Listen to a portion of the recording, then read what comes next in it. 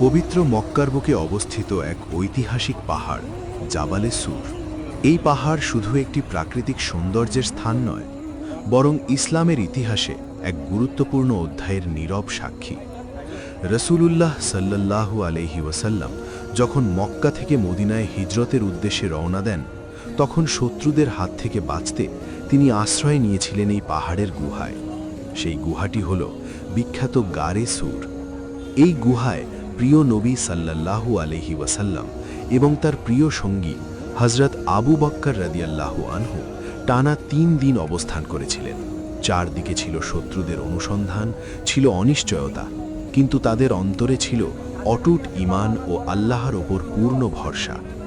কুরআনের ভাষায় যখন আবু বকর রাদিয়াল্লাহু আনহু চিন্তিত হয়ে পড়েছিলেন, তখন রাসূল সাল্লাল্লাহু আলাইহি ওয়াসাল্লাম বলেছিলেন, চিন্তা করো না, নিশ্চয়ই আল্লাহ আমাদের সাথে আছেন।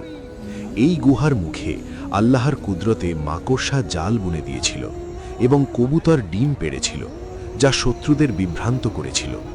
এভাবেই আল্লাহ তাআলা তার প্রিয় নবীকে হেফাজত করেছিলেন। আজও জাবালে সুর মুসলমানদের জন্য ঈমান, ত্যাগ ও আল্লাহর উপর ভরসার এক উজ্জ্বল প্রতীক। এটি আমাদের শেখায়, যখন চারদিক অন্ধকারে ঘেরা থাকে, তখনও আল্লাহর সাহায্য খুবই নিকটে থাকে। জাবালে সুর শুধু একটি পাহাড় নয়, এটি বিশ্বাসের এক জীবন্ত ইতিহাস।